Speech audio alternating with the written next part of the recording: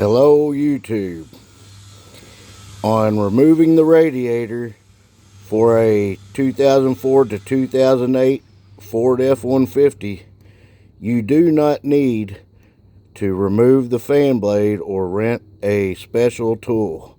All you have to do is lean the shroud back, remove the all the screws, lean the shroud back, and then lift the radiator out once you remove all the hoses. You're welcome.